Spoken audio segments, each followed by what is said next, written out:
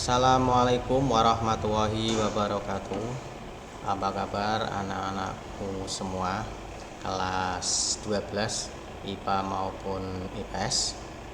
Nah, pada kesempatan kali ini kita belajar sejarah Indonesia. Nah, materi awal kita yaitu mengenai disintegrasi bangsa atau pergolakan bangsa. Nah, pergolakan atau pemberontakan pasca kemerdekaan. Nah, pergolakan ini pada masa zaman kemerdekaan dulu ada 3 pergolakan atau pemberontakan, yaitu pergolakan berkaitan dengan ideologi. Kemudian ada pergolakan berkaitan dengan kepentingan. Yang ketiga, pergolakan yang berkaitan dengan sistem pemerintahan. Itu ada 3 ya. Disintegrasi bangsa pada zaman kemerdekaan. Kemudian pergolakan berkaitan dengan ideologi. Ini ada 3 pemberontakan. Yang pertama pemberontakan PKI di Madiun, kemudian ada pemberontakan di ITI, ada pemberontakan G30 SPKI.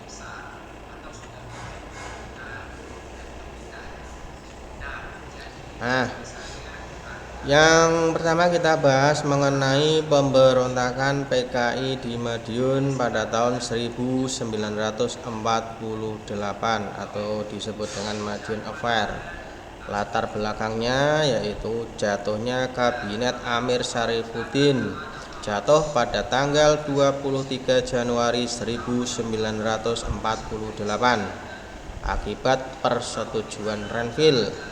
Presiden kemudian menunjuk Muhammad Hatta untuk membentuk kabinet. Hatta membentuk kabinet tanpa golongan sosialis.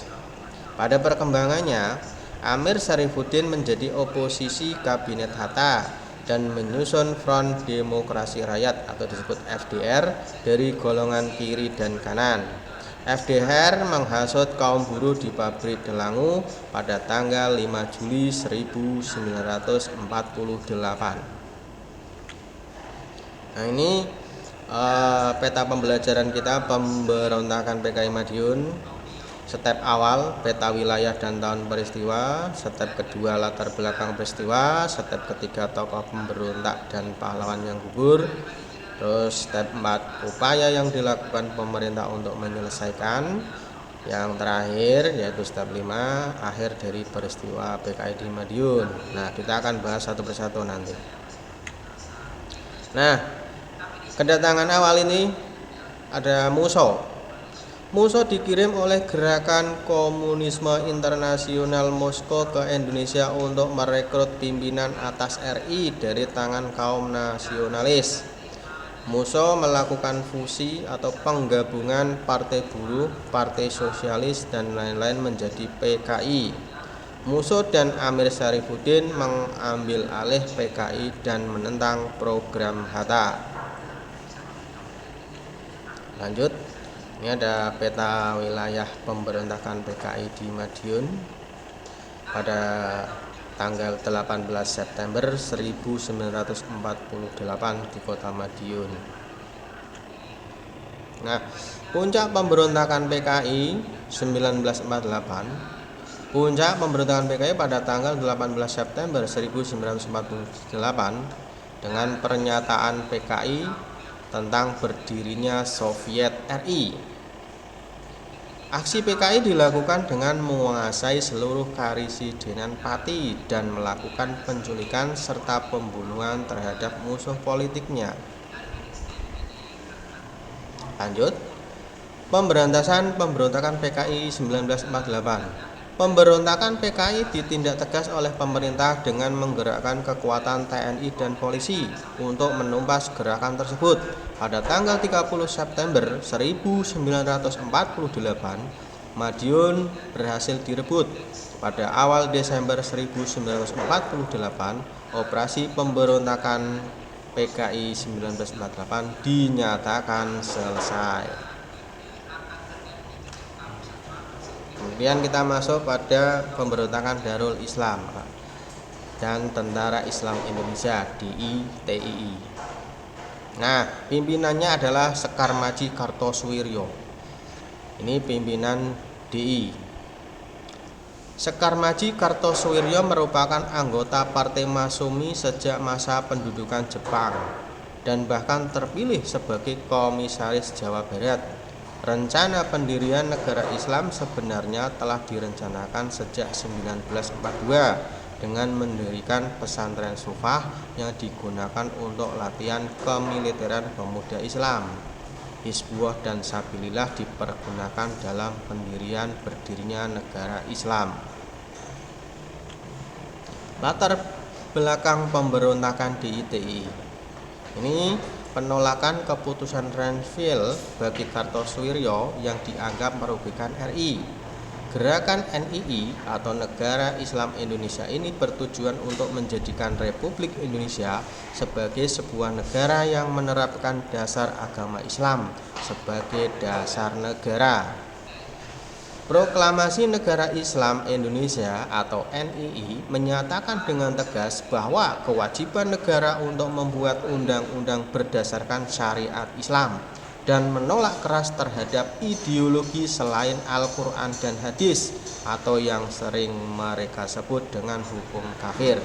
Jadi latar belakangnya ini negara Indonesia akan dijadikan negara Islam dengan hukum syariat Islam. DI-TII dalam perkembangannya, negara Islam Indonesia menyebar sampai ke beberapa wilayah yang berada di negara Indonesia, terutama Jawa Barat, Jawa Tengah, Kalimantan Selatan, Aceh, dan Sulawesi Selatan. Nah, berikutnya pemberontakan DI-TII di Jawa Barat.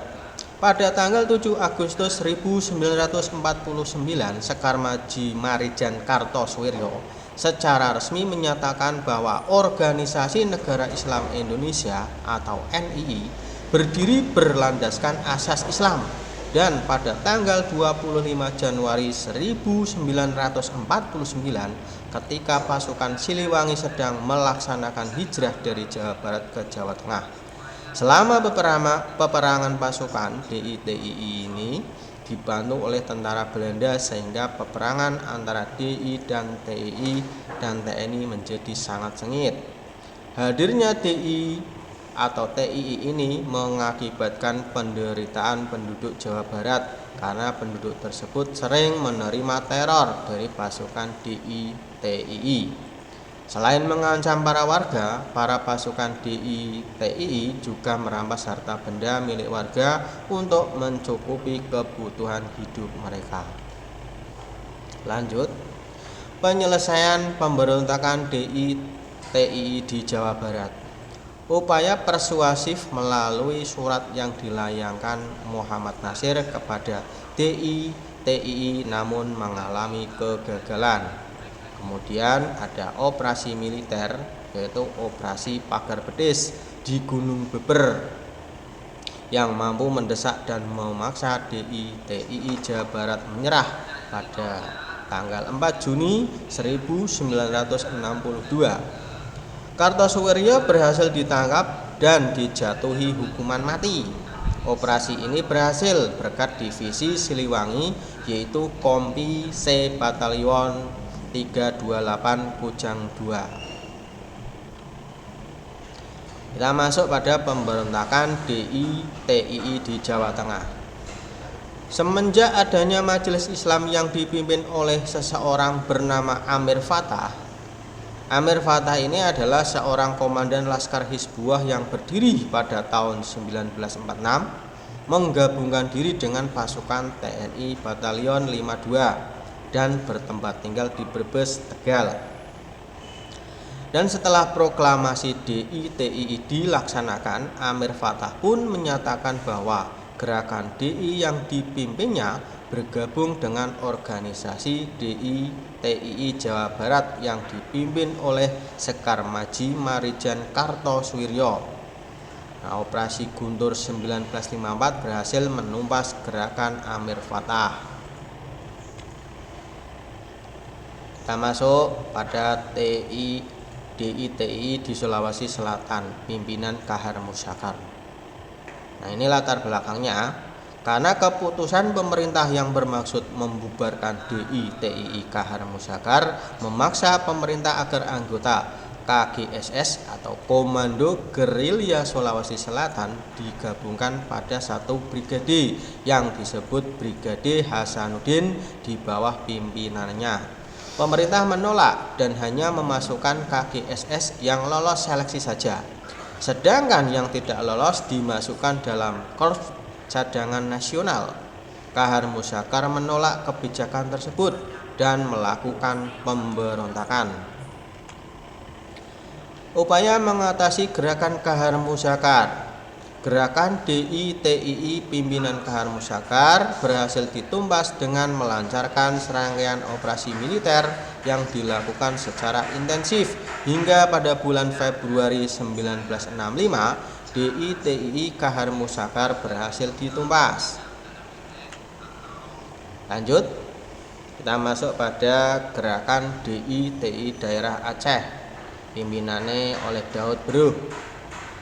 Nah, kekecewaan dari Daud Beruh tentang perjanjian Renville karena status Aceh turun menjadi karesidenan di bawah Provinsi Sumatera Utara. Daud Beruh pada tanggal 21 September 1953 menyatakan bersatu dengan DI-TII Kartosuwiryo dan pengikutnya melakukan gerakan-gerakan serentak menguasai kota-kota di Aceh. Nah, penumpasan pemberontakan DI-TII Aceh dilakukan dengan cara musyawarah kerukunan rakyat Aceh pada tanggal 17 sampai dengan 28 Desember 1962. Nah, kita masuk pada pemberontakan Angkatan Perang Ratu Adil di Bandung. Angkatan Perang Ratu Adil. Pemberontakan APRA dipimpin oleh Kapten Raymond Westerling di wilayah Bandung yang menuntut agar diakui sebagai negara federal. APRA bermaksud membunuh beberapa tokoh, diantaranya yang pertama Sri Sultan Hamengkubuwono IX, yang kedua Mr. Ali Budiharjo, yang ketiga Kolonel TP Simatukang. Kegagalan pemberontakan APRA membuat perasaan anti-federal semakin meningkat. Pada tanggal 30 Januari 1950, RAA Wiranata Kusama mengundurkan diri dari Wali Negara Pasundan. Kita masuk lagi pada materi berikutnya, pemberontakan anti-ASIS. Pemberontakan anti-ASIS ini faktor penyebabnya yang pertama, menuntut KNIL bertanggung jawab atas keamanan di negara Indonesia Timur, menentang masuknya APRIS atau Gerakan Perang Republik Indonesia Serikat dari TNI. Yang ketiga, mempertahankan negara Indonesia Timur. Atas tindakannya, pemerintah pusat bertindak tegas dan mengultimatum bahwa 4 kali 24 jam mempertanggungjawabkan perbuatannya. Senjata harus dikembalikan dan semua tawanan dilepaskan. Pada tanggal 26 April 1950, ekspedisi yang dipimpin oleh Kolonel A.E. Kawilarang dan Kolonel Soeharto berhasil memadamkan pemberontakan anti-ASIS dan menjatuhi hukuman selama 15 tahun. Kemudian pemberontakan Republik Maluku Selatan atau RMS. Tanggal 24 April 1950, RMS di bawah pemerintahan Mr. Dr. Christian Robert Stephen Somerville memproklamasikan diri berdirinya RMS dan memisahkan diri dari RIS. Kemudian yang kedua, penyelesaian pemberontakan RMS menggunakan cara damai dan militer. Yang ketiga, cara damai dilakukan dengan cara mengirim Dr. J. Laimana namun ditolak oleh Somerville. Yang terakhir, kemudian digunakan ekspedisi militer secara perlahan. Wilayah RMS berhasil dikuasai oleh APRIS dan Somerville melarikan diri ke Belanda. Nah, kita masuk pada PRRI atau Per Semesta. PRRI atau Persemesta. Sebab munculnya gerakan PRRI atau Persemesta Sumatera dan Sulawesi ini karena hubungan yang kurang baik antara pusat dan daerah karena adanya ketidakpuasan alokasi dana pembangunan. Yang kedua, semakin meluasnya pengaruh PKI. Yang ketiga, konflik internal di tubuh militer. Nah, penyelesaian gerakan ini yang pertama operasi 17 Agustus di Sumatera, yang kedua operasi Sabta Marga di Indonesia Timur. Nah, kita masuk pada gerakan 30 September atau PKI, G30 SPKI. Pemberontakan G30 SPKI ini persiapan gerakannya pada tanggal 30 September tahun 1965 ini merumuskan metode kombinasi 3 bentuk perjuangan MKTB tahun 1954 yang mencakup unsur-unsur perjuangan gerilya di desa yang terdiri dari kaum buruh dan petani. Kemudian memanipulasi pidato-pidato kenegaraan, penyusupan ke ABRI dan organisasi massa, menuntut pembentukan angkatan kelima yang terdiri dari buruh dan tani. Kemudian aksi fitnah kepada TNI AD dengan melontarkan isu adanya Dewan Jenderal, yaitu sekelompok TNI AD yang tidak loyal kepada pemerintah. Yang terakhir melakukan pelatihan militer di Lubang Buaya, Pondok Gede, Jakarta. Pelaksanaan gerakan PKI 30 September. Dilakukan rapat beberapa kali penyusunan organisasi PKI untuk melancarkan pemberontakan. Di antaranya pimpinan gerakannya yaitu DN Aidit, pimpinan pelaksana Syam Kamaruzaman, pimpinan militernya Letkol Infantri Untung, Kolonel Infantri Latif, Mayor Udara Suyono, Brigjen Suparjo. Pimpinan sipilnya yaitu Syam dan Pono. Pimpinan observasi Bono alias Waluyo. Pelaksanaan gerakan PKI. Pelaksanaan gerakan ini dilakukan pada tanggal 30 September 1965 pukul 4. Namun pelaksanaan gerakan ini diubah pada 1 Oktober 1965 pukul 4 dan gerakan ini sepakat dinamai Gerakan 30 September.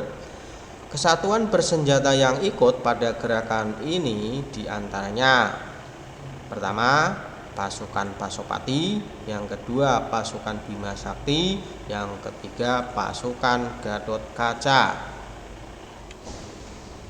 Nah, ini ada foto-foto jenderal yang terbunuh dalam gerakan G30 SPKI. Yang pertama yaitu Ahmad Yani, yang kedua Letjen Suprapto, yang ketiga Letjen MT Haryono, yang keempat Letjen Siswondo Parman, yang kelima Maijen DI Panjaitan, yang keenam Maijen Sutoyo Siswa Miharjo, yang terakhir atau ketujuh Kapten Pierre Tendian. Itu 7 jenderal yang terbunuh dalam aksi gerakan PKI. Ini ada contoh diorama atau gambaran waktu pemasukan jenderal ke Lubang Buaya. Pendudukan RRI dan kantor telekomunikasi. Setelah berhasil menduduki RRI atau Radio Republik Indonesia dan kantor telekomunikasi pada tanggal 1 Oktober tahun 1965, Letkol Untung melalui RRI mengumumkan antara lain, gerakan G30 SPKI telah berhasil menggagalkan kudeta terhadap pemerintah atau Presiden Soekarno. Dibentuknya Dewan Revolusi melalui RRI yang dipimpin Letkol Untung, pembubaran kabinet, penghapusan pangkat jenderal dalam TNI. Berikutnya mengenai penumpasan G30 SPKI. Langkah Panglima Kostrad Maijen Soeharto dalam menumpas G30 SPKI. Yang pertama, merebut RRI atau Radio Republik Indonesia dan kantor Telkom yang dipimpin Sarwo Edi Wibowo. Yang kedua, mengadakan operasi penumpasan di basis gerakan G30 SPKI di Lanut, Lapangan Udara Halim Perdana Kusuma. Yang ketiga, menemukan jasad para jenderal korban PKI. Ini ada aksi Tritura. Yang pertama, pembubaran PKI beserta organisasi masanya. Yang kedua, pembersihan kabinet Dwi Kora. Yang ketiga, penurunan harga barang. Tritura ini adalah 3 tuntutan rakyat, disingkat Tritura. Ini ada gambar pengangkatan 7 jenderal korban gerakan G30 SPKI di Lubang Buaya. Masuk pada pemulihan keamanan dan ketertiban setelah peristiwa G30 SPKI. Soeharto ditunjuk untuk memulihkan keamanan dan ketertiban terkait dengan G30 SPKI. Kebijakan Soekarno, Presiden menandaskan bahwa beliau mengutuk pembunuhan yang dilakukan oleh petualang kontrarevolusi yang menamakan dirinya G30 SPKI. Presiden juga tidak membenarkan pembentukan apa yang dinamakan Dewan Revolusi. Hanya Presiden saja yang mendemisionerkan kabinet. Dampak sosial G30 SPKI. Ini dampaknya ketidakstabilan politik di Indonesia. Pembubaran PKI oleh reaksi masyarakat yang disebabkan gerakan 30 September. Kemudian munculnya Tritura atau 3 tuntutan rakyat. Pertama, pembubaran PKI beserta organisasi masanya. Yang kedua, pembersihan kabinet Dwi Kora. Yang ketiga, penurunan harga barang. Oke. Pembelajaran pertama kita sampai di sini dulu. Nanti kita bisa disambung lagi di lain waktu. Bila ada salah mohon maaf. Saya akhiri. Bila taufik wal hidayah. Wassalamualaikum warahmatullahi wabarakatuh.